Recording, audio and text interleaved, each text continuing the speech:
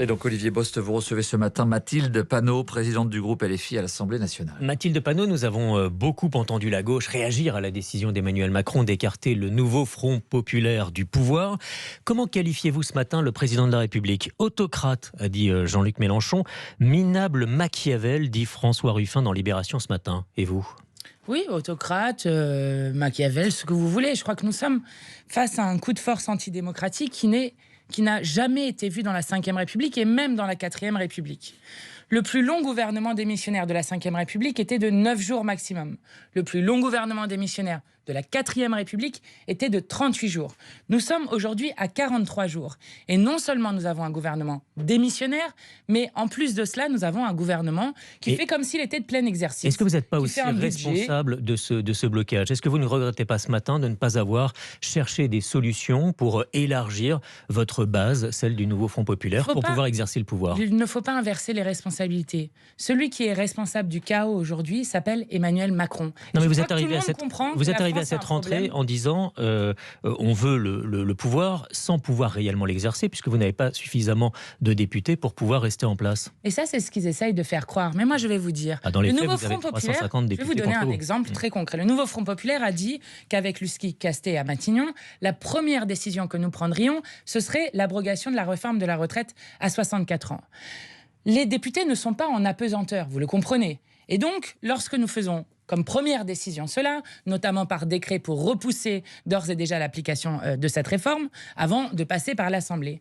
Eh bien, bon courage pour celles et ceux qui voudraient nous censurer. Parce que lorsque vous avez une immense majorité de la population qui est d'accord avec cela, si nous avions pris en tout début le décret, ce que nous ferons, le décret pour augmenter le SMIC, eh bien là aussi, bon courage pour nous censurer. Donc je vais vous dire, ils font les gros bras avec la motion de censure, mais la réalité, c'est qu'ils ne veulent pas nous laisser gouverner parce que la politique que nous voulons mener est ultra majoritaire dans ce pays. Est-ce que l'option Lucie Castet, ce matin, c'est fini?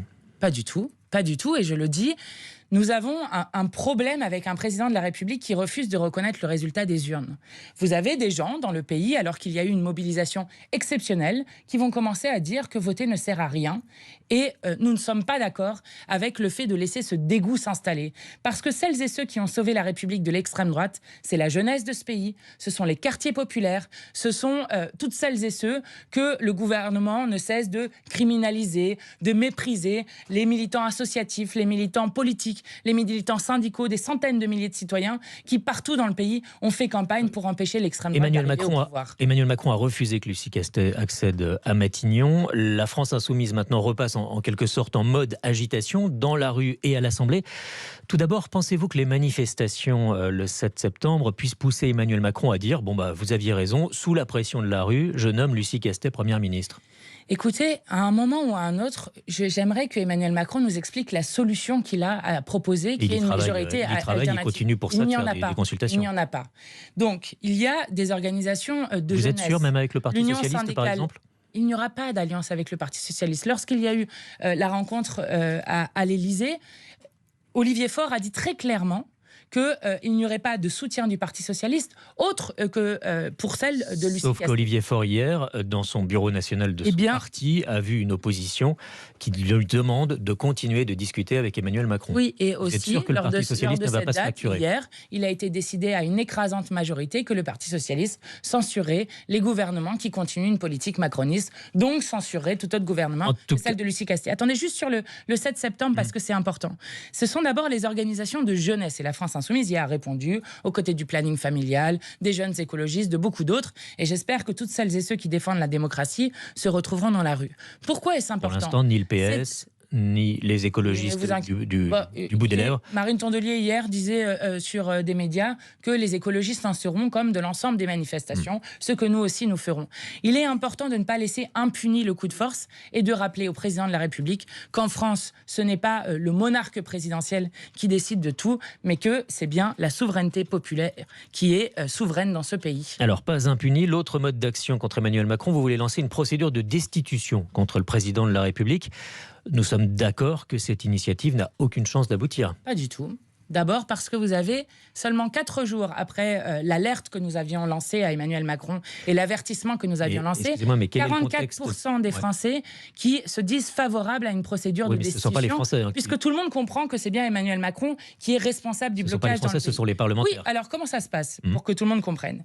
Il faut un nombre de parlementaires que nous avons, nous, dans la... Pour déclencher la procédure. Mais ensuite, il faut les 2/3 ensuite, des députés et les 2/3 des sénateurs, à la fin, quand même. Oui, eh bien, au bureau, nous avons le nouveau Front populaire, la majorité, donc nous discuterons avec les partenaires. J'ai entendu hier que Sandrine Rousseau y était favorable maintenant, et je pense qu'au fur et à mesure que la situation avance, chacun comprend l'avantage de cette procédure. Ensuite, ça passe en commission des lois, et nous verrons s'il y a vraiment d'autres oppositions que le nouveau Front populaire. Puis ensuite, ça passe dans l'hémicycle, et enfin au Sénat. Eh bien, je crois que c'est sain dans une démocratie de pouvoir parler, de pouvoir discuter en hémicycle notamment et dans les assemblées du comportement autoritaire, dangereux du président de la République. Mais cette procédure n'arrivera jamais jusqu'au bout. Eh bien, nous verrons. Nous verrons, il faut 2/3, je le rappelle, parce que quand même, vous donnez le début de la procédure, mais pas la fin. La fin, il faut 2/3 des députés et 2/3 des sénateurs. Est-ce que vous imaginez 2/3 des députés et 2/3 des sénateurs? C'est une configuration politique. Réunis en haute cour. C'est comme ça que ça fonctionne. Écoutez, chaque parlementaire se retrouvera face à ses responsabilités.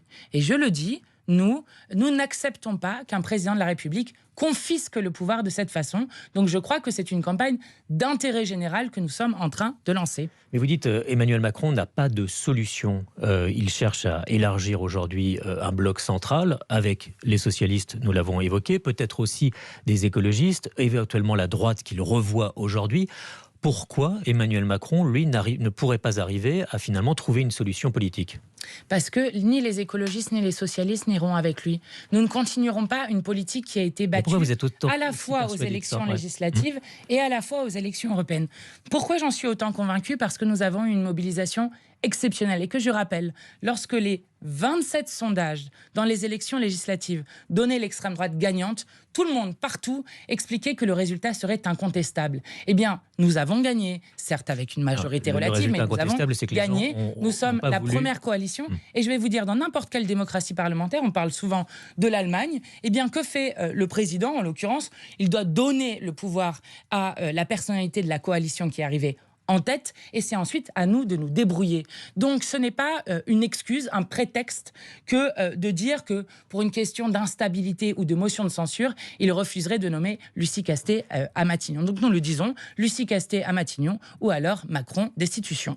Marine Le Pen demande une session extraordinaire de l'Assemblée nationale pour pouvoir censurer un Premier ministre si besoin, qu'il ne puisse pas légiférer par décret par exemple.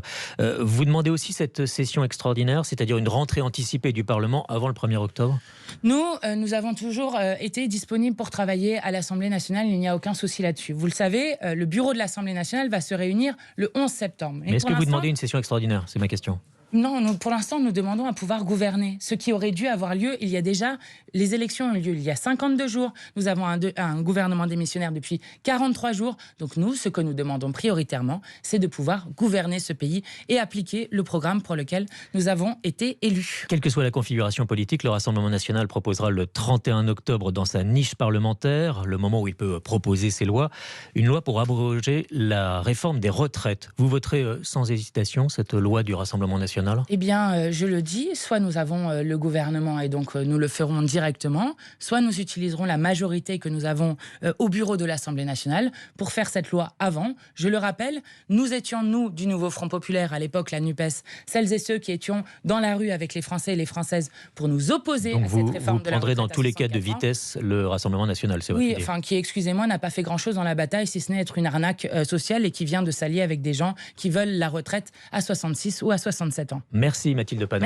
Merci Olivier Bost. Comportement dangereux et autoritaire du président de la République. Vous êtes venu nous le dire ce matin sur RTL, Mathilde Panot. Il est important de ne pas laisser impuni le coup de force. Merci d'avoir été avec nous sur RTL. À bientôt et bonne journée à vous. À vous aussi.